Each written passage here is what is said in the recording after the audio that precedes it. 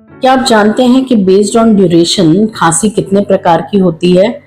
मैं डॉक्टर अमिता अरोरा आपके साथ हूँ ये यूनिक कॉफ सीरीज जस्ट कॉफ में, जहां मैं आपको बताऊंगी सिर्फ और सिर्फ कॉफ के बारे में, खांसी के बारे में। तो खांसी जो होती है वो ड्यूरेशन डिपेंडेंट होती है। सबसे पहली खांसी होती है एक्यूट खांसी। एक्यूट खांसी मतलब जो कुछ ही दिनों से आपको ट्रबल कर रही है, वो फ्लू की वजह से हो सकती है, फीवर की वजह से हो सकती है, कोई कफ कोल्ड, अगर कॉमन कफ कोल्ड हो जाता है तो उसकी वजह से भी खांसी हो सकती है।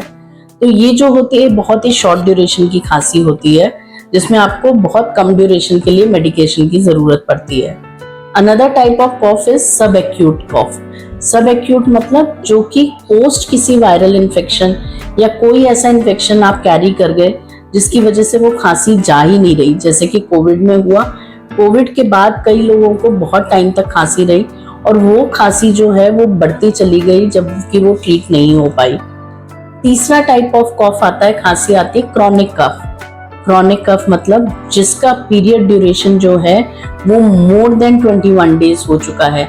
3 वीक से 8 वीक्स के बीच की खांसी सब एक्यूट के बीच में आती है और 8 हफ्ते से ज्यादा की खांसी को हम क्रॉनिक खांसी कहते हैं। कोविड के बाद जो अनकंट्रोलेबल कफ थी, जो कि ट्रीट ही नहीं हो पा रही थी, वो क्रॉनिक कफ थी।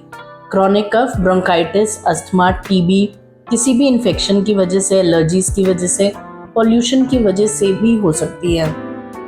मेरे साथ बने रहिए, stay connected with me for more information on cough and उसका homeopathic solution. Thank you so much for watching and share with your friends and family. Thank you so much.